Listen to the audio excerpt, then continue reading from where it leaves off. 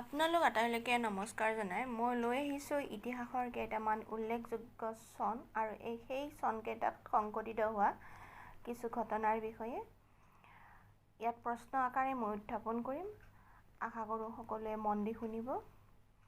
প্ৰথম প্ৰশ্ন, পলাশীৰ যুদ্ধ কিমান চনত সংঘটিত হৈছিল? উত্তৰ 1757 চনত। 2 নম্বৰ প্ৰশ্ন, চিপাহী বিদ্ৰোহ কিমান চনত সংঘটিত হৈছিল?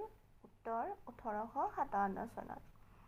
3 নম্বৰ প্ৰশ্ন, ভাৰত চৰকাৰ আইন গভৰ্ণমেণ্ট অফ ইণ্ডিয়া এক্ট কেতিয়া ৰচনা কৰা হৈছিল? উত্তৰ 1858 চনত। তাৰ পিছৰ প্ৰশ্ন, বিধৱা বিবাহ আইন উইডো মেৰেজ এক্ট কিমান চনত প্ৰণয়ন কৰা হৈছিল? উত্তৰ 1856 চনত। আজিৰ 5 নম্বৰ প্ৰশ্ন, অসমত সংঘটিত এখন বিখ্যাত যুদ্ধ শৰাইঘাটৰ যুদ্ধ বেটেল অফ শৰাইঘাট। এই যুদ্ধখন কেতিয়া সংঘটিত হৈছিল? উত্তৰ 1671 চনত। 6 নম্বৰ প্ৰশ্ন, ঘিলাঝাৰি ঘাটৰ সন্ধি কিমান চনত হৈছিল আৰু এই সন্ধিটো কাৰ কাৰ মাজত হৈছিল? উত্তৰ, ঘিলাঝাৰি ঘাটৰ সন্ধি 1663 চনৰ 22 জানুৱাৰীত হৈছিল আৰু ইয়াত আহোম আৰু মোগলৰ মাজত হৈছিল।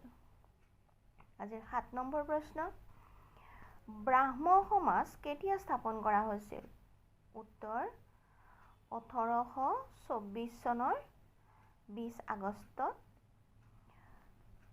8 নম্বৰ প্ৰশ্ন, ভাৰতৰ প্ৰথম ব্ৰিটিছৰ বিৰুদ্ধে গণভিত্তিক সংগ্ৰাম বা প্ৰথম স্বাধীনতা সংগ্ৰামৰ আৰম্ভ কেতিয়া হৈছিল? উত্তৰ 1857 চনত। 9 নম্বৰ প্ৰশ্ন, উডৰ প্ৰেৰণাপত্ৰ বা উডছ ডেছপাচ কেতিয়াৰ পৰা প্ৰচলিত হৈছিল? উত্তৰ 1854 চনৰ পৰা।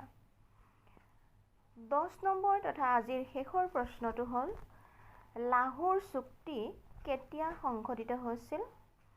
উত্তৰ 1846 চনত। যদি এই প্ৰশ্নসমূহে আপোনালোকৰ উপকাৰত আহে বুলি ভাবে তেতিয়াহ'লে মোৰ চেনেলটো লাইক, শ্বেয়াৰ আৰু ছাবস্ক্ৰাইব কৰি দিব বুলি আশা কৰিছোঁ। ধন্যবাদ।